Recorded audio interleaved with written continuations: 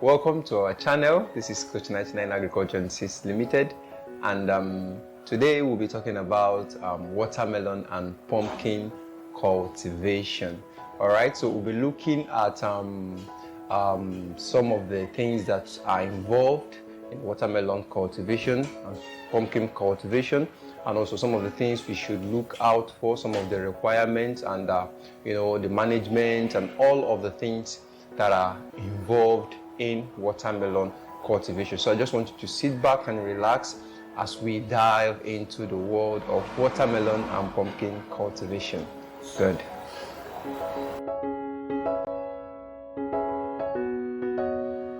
Okay, so the first step before we go into, or you go into your watermelon or pumpkin cultivation, is to select your site. That is site selection. Okay, so what do you look out for when you're selecting your site for your watermelon cultivation? One is that place must be spacious, because you know that both watermelon and pumpkin are all creeping plants, so they need enough space where they can easily crawl. And also you know that watermelon and pumpkin really do have large fruit size, so they need that space where they can crawl without really limitations and all of that. We'll still talk about some other things that are involved in that. So you look out for space. The place you're selecting as your site for growing your watermelon or pumpkin must be spacious. That is one. Two, that place must have access to sunlight. Watermelon and pumpkin need a lot of sunlight. Okay, so that place must be accessible to sunlight. There must be enough light rays in that particular area. That is two. Three, the soil condition. What is the soil condition of the place you want to grow your watermelon and pumpkin? Okay, so it must be a rich soil, and sandy loam soil is better. Okay, so you must make sure that the soil is fertile. Okay, so these are the three major things you must look out for. Okay, the fourth one is water. So that place must have access to water. Okay, so when these four things are there, okay, you are sure that you are ready to start your watermelon and pumpkin cultivation. Okay, so after we have completed the site selection procedures and all of that, now we go into the soil preparation proper. Okay, so the first step is to do your clearing. After you have done your clearing, because you're not going to plant in a bush or in a bushy area, okay, you do necessary stumping. Okay, if you're going to be planting in sack, yes, watermelon and pumpkin can be grown in sack, provided there is space for them to crawl. So you just have to get your sacks ready. Make sure you have a place you can get your rich soil from, and then mix with manure and put inside the sack. Okay, so you do your clearing. After your clearing, okay, you do stumping if necessary, and then you go into your bed making or ridge making, as the case may be. So how do you go about your bed making and your ridge making? You make your beds. You can make your beds 1 meter wide, and it can take any length depending on how big or how small your farm or your garden is. Okay, you can also make a ridge. Okay, you can vary. The bed is wider, the ridge can take from 0.5 or within 0.5 or thereabout. You can make a ridge that's 0.5 meter. Okay, so you can make your beds or you can make your ridge, and after you have done that, you make sure you mix it properly with manure so that it can really sustain your watermelon and your pumpkin as they grow. So remember, the first step is clearing. You do your stumping if necessary, then you make your bed and your ridge, and also you fix your irrigation if you are going to be using irrigation, maybe your drip irrigation system, or best irrigation at least is the drip irrigation system for your watermelon or pumpkin. All right, so if you intend to grow in sack, as I said earlier, after spotting the place, you must make sure these criteria are there. The soil must be fertile, okay, at least, because you're going to mix that soil with manure. You mix at the ratio of 70 to 30, 70% of soil to 30% of manure. Then you fill up your sack or your container, and you are ready for your planting. Wherever you're going to keep the sack or the container should be in a place that has access to sunlight, and also close to a source of water, and also spacious enough to allow the watermelon to creep and pumpkin to creep. All right.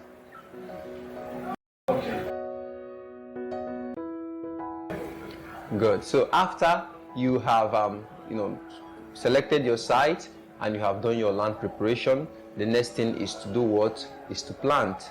Okay? You can plant your watermelon and pumpkin directly, and you can also raise a nursery. Okay? So planting directly, very simple. After you have made your beds and you have set up your irrigation, or if you intend to water manually, you have your watering can for your manual watering, so you go ahead and do your planting and sow your seeds directly. So the spacing should be 50 to 60 cm. This planting spacing should be 50 to 60 cm. All right, so you can plant in the morning, you can plant in the evening, but make sure that there is available water to water immediately after you have planted. That is for planting. If you're transplanting, you can raise your seeds in nursery bags or nursery cups and all of that. Then 10 to 12 days after germination, after it has germinated, it is ready for transplanting. You don't leave it as longer than 12 days. Okay, so 10 to 12 days after it has germinated, it is ready for transplanting. Please transplant in the evening. If you must raise your watermelon and pumpkin nursery, you do your transplanting in the evening, and you water very well, and your plants are good to go.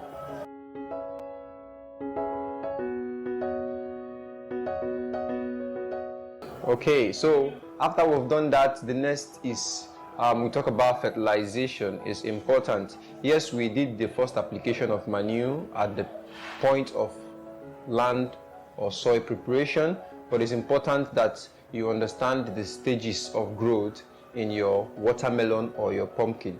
Very briefly, 3 important growth stages: the vegetative stage, the flowering stage, and the fruiting stage.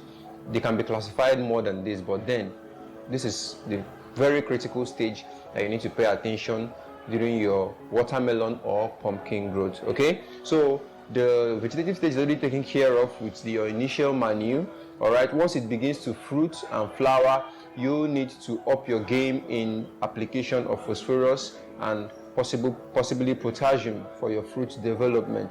So you can actually get that through some of those boosters. You can get some boosters that are high in potassium and phosphorus. Okay, you can also use organic materials, okay, to be able to provide those nutrients, your potassium and your phosphorus. Materials like your palm waste can be a rich source of potassium, and also you can get phosphorus from bone meal and all of that, and your wood ash. Okay, so you can source this out and apply them organically to grow your watermelon. All right.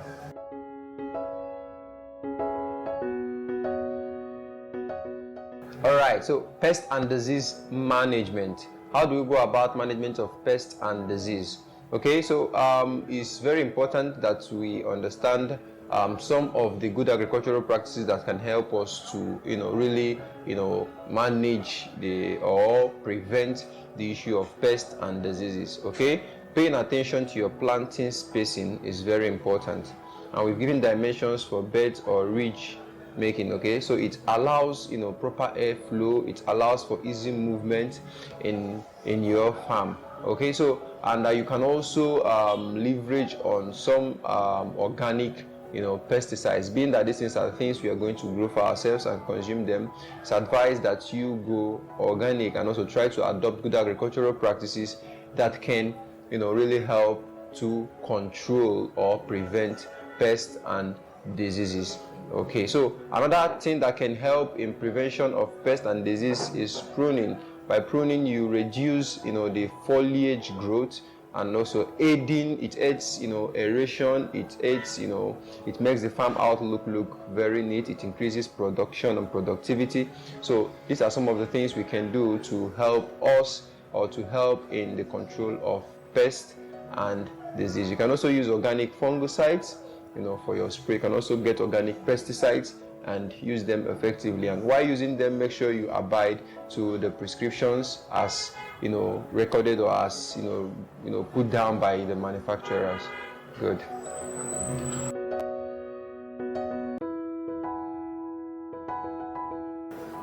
All right, so at this point we'll be talking about the maturity and harvest. So at 70 to 75 days, it's expected that your watermelon is ready for harvest. And how do you identify your matured watermelon or pumpkin fruits? For watermelon, you just check the closest tendril to the plant would have started drying up.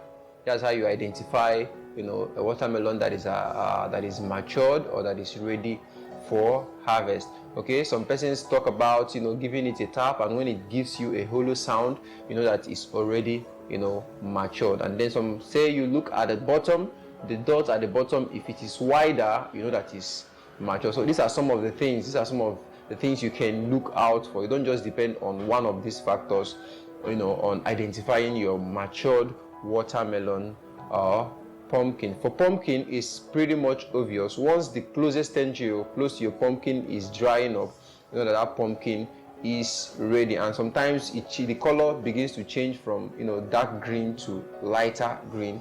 That your pumpkin is ready for harvest. So what you simply do is to harvest your watermelon or your pumpkin with a pair of scissors. You just cut it off from the stalk. You allow some part of the stalk on the plant, and then leaving some part of the stalk also on the fruit that you are harvesting, and you can keep them in a cool, dry place and ready to enjoy them at any point in time or at any time you are ready to do that. So that is that for your maturity. And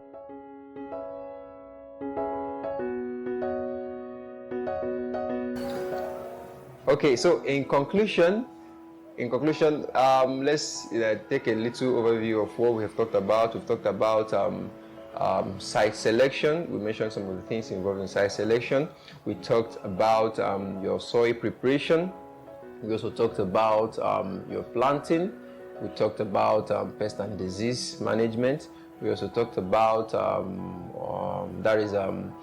your harvesting, maturity, and harvesting.